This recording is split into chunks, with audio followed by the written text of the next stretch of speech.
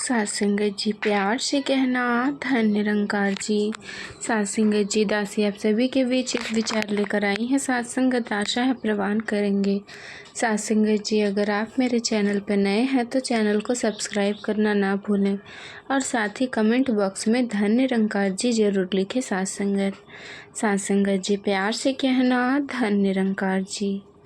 सात संगत जी गरीब की भूख। सात संगत जी गरीब राधिका अपने छोटे से किराए के घर में मिट्टी के चूल्हे पर चाय बना रही थी। सात संगत घर में उसका पति रमेश, बेटा सुंदर और दो बेटियां नेहा और खुशी सब साथ में बैठी थी। सात संगत राधिका, तुम्हें चाय बनाने में कितना समय लगेगा?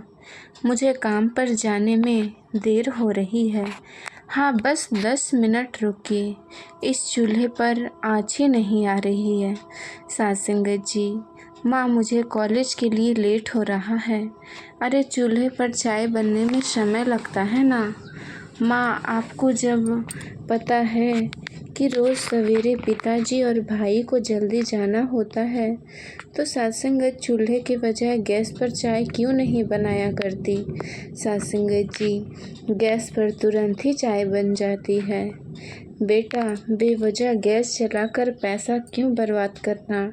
अगर हम ऐसे ही थोड़ी थोड़ी बचत करते रहेंगे तो बचे हुए पैसों आगे हमारी ज़रूरतों में ही काम आएंगे। सात संगत समझें, तुम सही कह रही हो राधिका।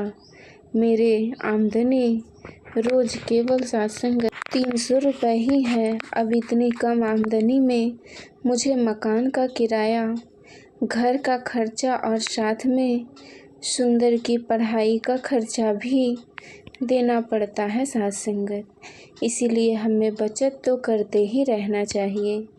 सात संगत जी पिता, देखना मैं पढ़ लिख कर नौकरी कर। बेटा, अब तू हमारा सहारा है। सात संगत जी राधिका अपने परिवार के साथ गरीबी में जीवन बिता रही थी। देरी बाद सात संगत जी रमेश अपने काम पर चला जाता है।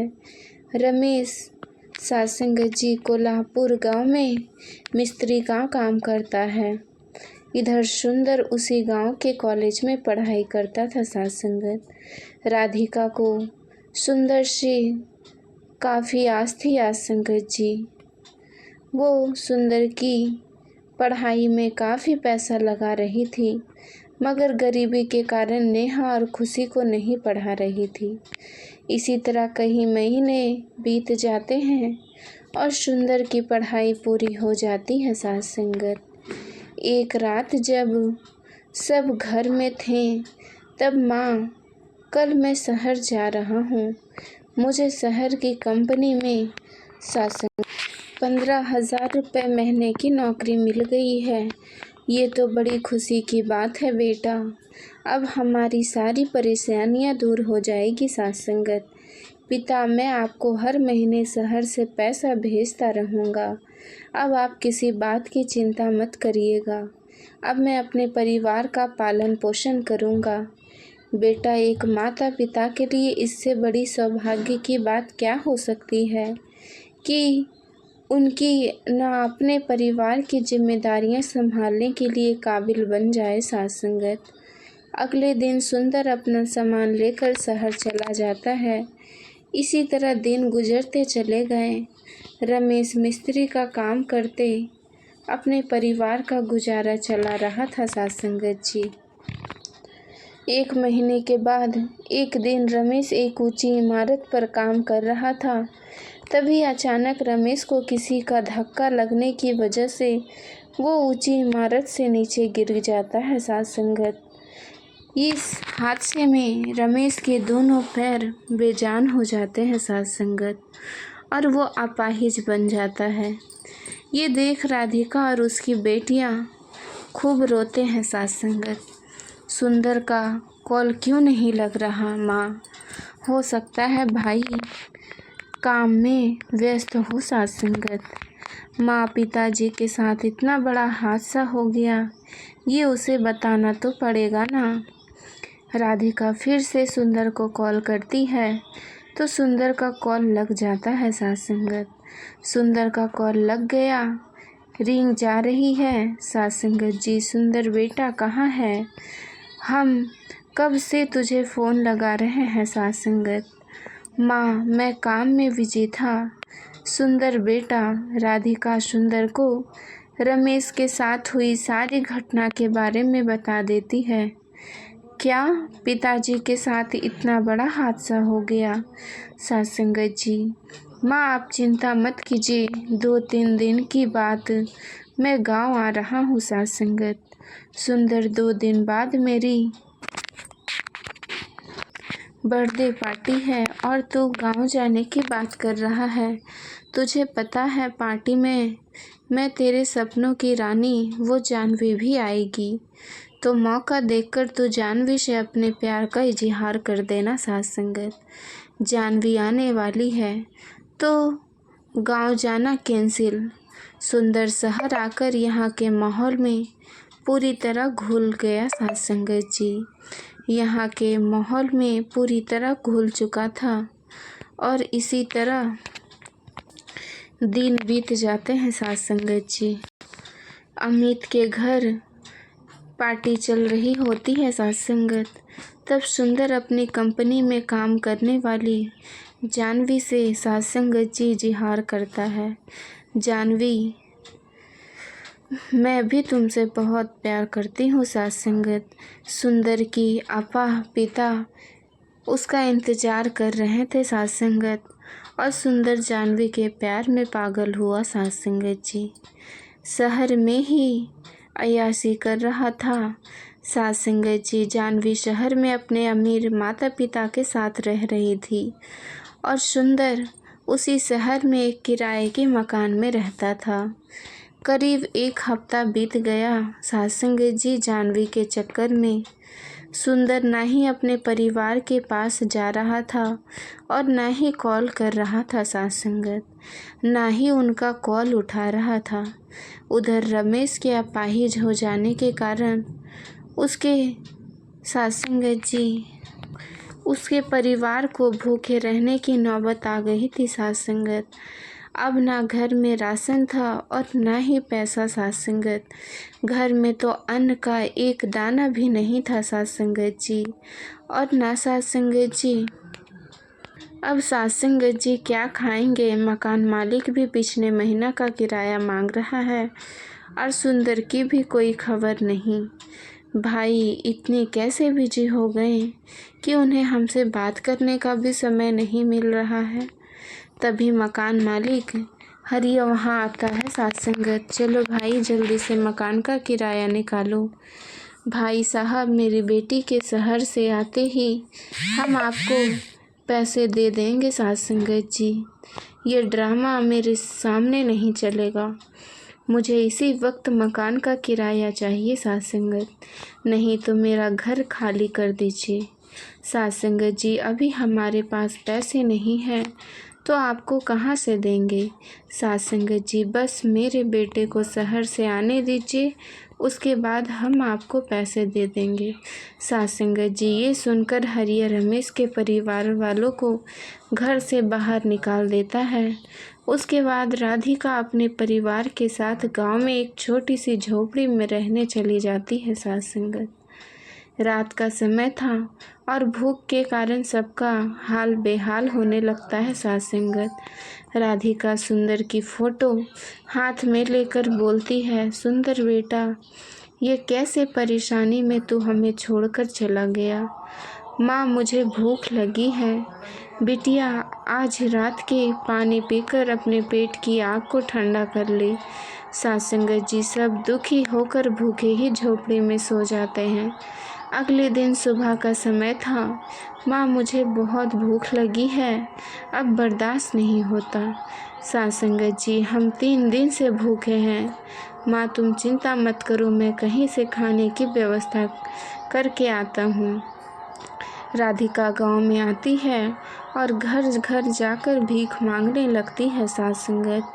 करीब 2 घंटे तक घूमने के बाद राधिका को कुछ पैसे और थोड़ा सा खाना मिल जाता है और फिर वो घर आकर अपने परिवार के साथ खाना खाती है सास संगत जी। ये मेरे परिवार की क्या हालत हो गई।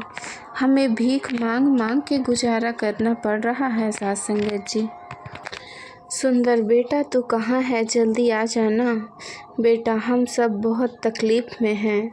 बेटा उधर सुंदर मज़े से जानवी के साथ शहर में अपना जीवन बिता रहा था सास संगत, और इधर उसके परिवार वाले दाने दाने के लिए तरस रहे थे सास संगत। इसी तरह दिन गुजरने लगे। राधिका और उसके बेटियां भीख मांगकर अपना गुजारा कर रही थी। एक दिन रमेश को तेज़ बुखार आता है और बहुत ज़्यादा बुखार होने के कारण रमेश की मौत हो जाती है सास संगत। ये देखकर राधिका और उसकी बेटियां खूब रोती है सास संगत। माँ भैया का कुछ पता भी नहीं चल रहा है, अब हमें ही उनके पास जाना होगा सास संगत। सुंदर की तलाश में तीनों शहर आते हैं और सुंदर को ढूंढने लगते हैं सास संगत। रात तक उन्हें सुंदर के घर का पता मिल जाता है। तीनों फटे पुराने कपड़े में सुंदर के घर आते हैं सास संगत। उस समय सुंदर के साथ जानवी भी थी सास संगत जी। अपनी माँ और बहनों को ऐसी हालात में देखकर सुंदर के होश उड़ जाते हैं सास संगत। अरे ये यहाँ कैसे आ गए। सुंदर मैं तेरी माँ हूँ, तेरे भाई।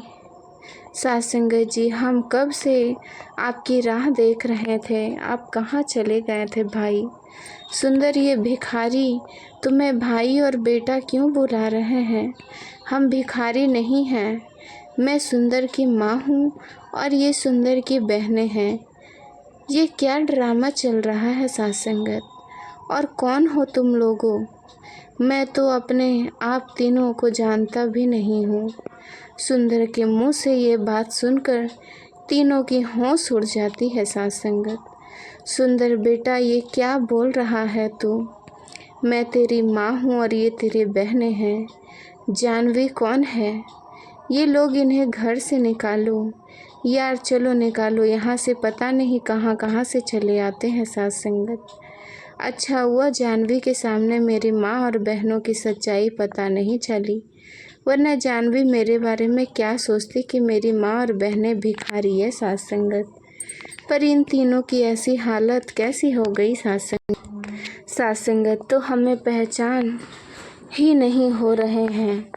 अब हम कहाँ जाएंगे, किसके पास जाएंगे। तीनों वहीं सुंदर के घर के बाहर सड़क पर भीख मांगने लगते हैं। करीब 2-3 दिन यूं ही बीत जाते हैं। एक दिन सवेरे सुंदर जानवी के साथ अपने घर के बाहर आता है। तब देखता है कि बाहर सड़क पर राधिका अपने बेटियों के साथ बैठी हुई है सास संगत। तभी अचानक राधिका बेहोश हो जाती है। माँ माँ क्या हुआ आपको, क्या हुआ माँ, उठिए। माँ ये देखकर सुंदर के होश उड़ जाते हैं। माँ। सुंदर दौड़ते हुए अपनी माँ के पास आता है। माँ क्या हुआ आपको, माँ उठिए, आंखें खोलिए। माँ ये देखकर जानवी की होश उड़ जाती है। सुंदर ये तुम्हारी माँ है, ये मेरी माँ है, और मैं इनका नालायक बदनसीब बेटा हूँ सास संगत, जो तुम्हारे लिए अपनी माँ बहनों को पहचानने से मना कर रहा था। माँ उठिए, देखो माँ आपके पास आ गया हूँ। इसका मतलब तुमने झूठ कहा था सास संगत। सुंदर तुम बहुत बुरे इंसान हो। जो इंसान अपनी माँ का ना हो सका वो मेरा क्या होगा सास संगत। आज से मेरा और तुम्हारा कोई रिश्ता नहीं सास संगत। सुंदर हाँ जाना है तो जाओ, लड़की तो एक ढूंढो, 1000 मिल जाएगी, मगर माँ नहीं मिलेगी। जानवी जाने लगी, भैया भाभी जा रही है, उसे सास संगत जी उसे सोख लो सास संगत। मेरा पहला कर्तव्य है माँ की जान बचाना। जानवी वहाँ से चली जाती है और सुंदर अपनी माँ को हॉस्पिटल लेकर आता है सास संगत, जहाँ इलाज होने के बाद राधिका को होश आ जाता है। माँ मुझे माफ़ कर दो, मैं बहुत बुरा बेटा हूँ। सास संगत जी माँ मुझे माफ़ कर दो। तभी नेहा सुंदर को सारी बीती बातें बता देती है। मेरे परिवार वाला इतना दर्द भरा जीवन बिता रहे थे और मैं यहाँ शहर में ऐश कर रहा था। मुझे माफ़ कर दीजिए माँ। अब मैं आपका साथ कभी नहीं छोड़ूंगा। सुंदर अपनी माँ बहनों से गिड़गिड़ा कर माफ़ी मांगता है साथ संगत। तभी जानवी आती है, सुंदर मैं गलत थी, तुम्हें अपनी माँ बहन का साथ देना चाहिए, मुझे माफ़ कर दो। सुंदर बेटे सुबह का भूला शाम को घर वापस आता है साथ संगत, तो उसे भूला नहीं करते साथ संगत, इसे माफ़ कर दे। बेटे माँ के कहने के बाद सुंदर जानवी को माफ़ कर देता है। माँ हम दोनों को माफ़ कर दीजिए प्लीज़। राधिका और बहनें सुंदर को माफ़ कर देती है। फिर सुंदर और जानवी उन्हें अपने घर ले जाती है साथ संगत, और नए नए कपड़े खरीद के देते हैं, उन्हें बढ़िया बढ़िया पकवान खिलाते हैं और जीवन भर अपनी माँ और बहन के साथ खुशी से जीवन बिताते हैं साथ संगत जी। प्यार से कहना धन्य निरंकार जी।